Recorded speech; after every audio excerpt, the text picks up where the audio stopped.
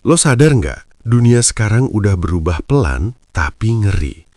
Bukan lagi soal siapa yang punya emas, properti, atau kripto paling banyak, tapi siapa yang punya aset yang nggak kelihatan dan bisa nyelamatin dompet lo ketika ekonomi makin nggak bisa diprediksi. Dan yang lebih serem, banyak orang nggak nyadar mereka udah ketinggalan karena mulai 2026, aset paling bernilai bukan lagi benda, tapi 3 jenis modal sosial yang bakal nentuin peluang, keamanan, bahkan masa depan lo. Ini bukan teori, udah mulai kejadian. Perusahaan nyari orang yang punya jaringan, bukan cuma skill. Komunitas kecil makin kuat, dan peluang gede sekarang jatuh ke mereka yang ngerti cara main di dunia baru ini. Masalahnya, aset ini nggak bisa dibeli. Lo cuma bisa bangun pelan-pelan, dan kalau lo mulai telat, ya lo bakal jadi penonton di ekonomi baru yang makin brutal setelah 2026.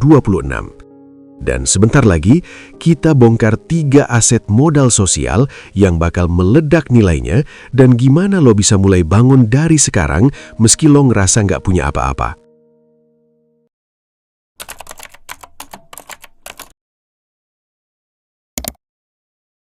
Kita mulai dari realita pahit dulu.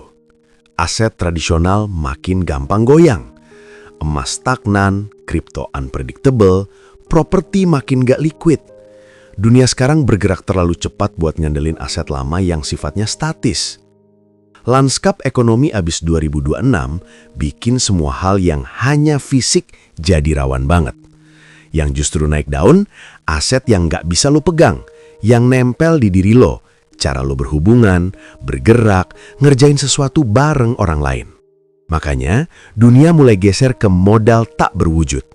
Bukan lagi soal lo punya apa, tapi apa yang melekat sama lo, reputasi lo, siapa yang percaya sama lo, dan apakah lo dianggap punya nilai dalam sistem yang makin chaos.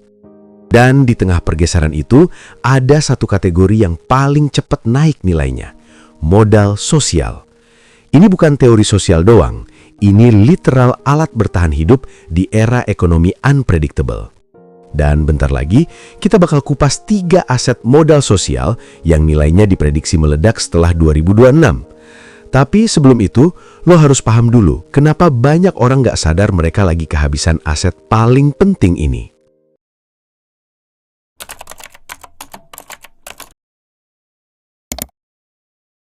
Perubahan terbesar yang sering nggak kebaca orang adalah ini. Kepercayaan institusi turun drastis. Orang udah nggak percaya media, nggak percaya perusahaan, bahkan negara. Akhirnya, orang balik lagi nyari yang paling primal, hubungan yang bisa dipercaya. Di dunia yang makin ruwet, yang bakal jadi aset bukan seberapa banyak kontak lo punya, tapi seberapa kuat orang-orang tertentu percaya sama lo. Bukan quantity, pure quality. Hubungan yang beneran bisa diandalkan itu jarang, tapi justru itu yang bikin nilainya gila-gilaan. Di masa ekonomi unpredictable, akses peluang cuma kebuka buat mereka yang punya jaringan kepercayaan mendalam. Contohnya udah kelihatan sekarang, banyak orang dapat peluang kerja, proyek, atau akses modal bukan dari CV, bukan dari nilai, tapi karena ada orang tertentu yang percaya sama karakter mereka. Dan yang sering dilupakan orang, deep trust network itu nggak bisa dibangun dalam semalam. Makanya yang mulai sekarang, yang sadar dari awal, mereka yang bakal ngedapetin akses paling besar pas 2026 nanti.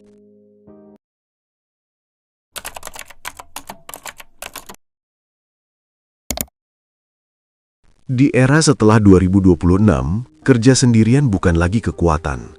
Dunia terlalu kompleks. Satu orang nggak bisa melihat semua variabel. Yang menang adalah mereka yang bisa kolaborasi, tapi bukan kolaborasi biasa. Yang dibutuhin adalah kemampuan buat nyambungin cara pikir lintas disiplin. Orang data, kreator, strategis, teknis, psikologis, semua duduk bareng, nyelesain masalah yang udah nggak linear lagi. Kerja kolaboratif setelah 2026 bukan cuma soal teamwork, itu soal kemampuan adaptasi, pindah konteks cepat, baca dinamika tim, dan bisa nyambungin potongan-potongan ide jadi solusi konkret. Bahkan, perusahaan besar sekarang nyari orang dengan keahlian ini. Mereka tahu, di dunia yang rapuh, kemampuan kolaborasi adaptif hasilnya jauh lebih mahal daripada skill teknis semata.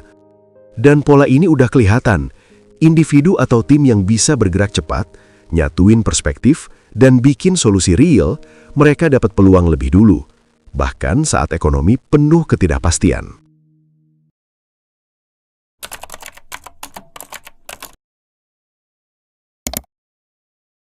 Gue tahu kedengarannya abstrak, tapi modal sosial itu bisa diaudit kok. Pertanyaan paling jujur yang harus lu jawab adalah, siapa aja orang yang benar-benar bisa lu hubungi ketika hidup nge-blow up? Dan siapa yang akan jawab telepon lu dalam situasi paling jelek? Abis audit, mulai bikin lingkaran kecil.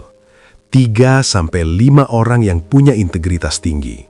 Gak perlu banyak. Yang penting saling bantu, saling jaga, saling jujur. Ini fondasi aset sosial lu untuk 5 tahun ke depan.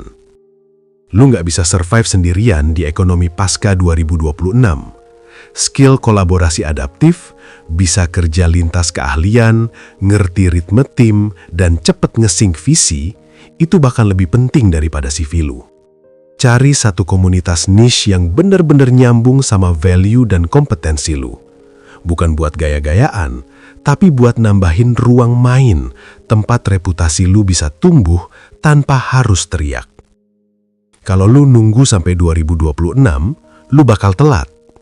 Modal sosial itu kayak akar pohon, dibangun pelan, dalam, dan gak bisa instan. Mulai hari ini, rawat hubungan, asah kolaborasi, masuk komunitas yang tepat. Lu lagi nanam emas yang gak bisa dicuri siapapun.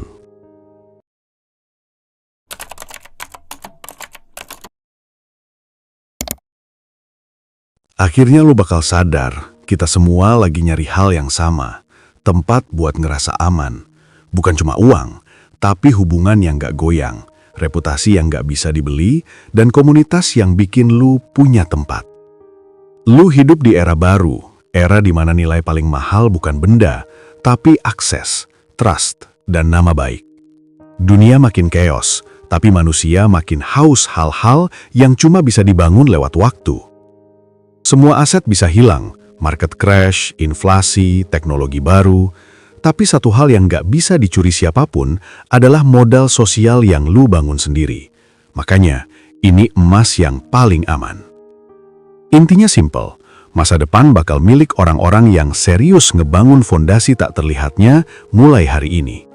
Yang ngerti bahwa modal sosial itu bukan bonus, tapi engine utama buat naik kelas. Kalau lu ngerasa video ini ngena, bantu share ke orang yang lu sayang. Siapa tahu itu jadi langkah pertama mereka buat bangun emas tak terlihat mereka sendiri. Dan kalau lu mau lanjut perjalanan ini, gue tunggu di video berikutnya.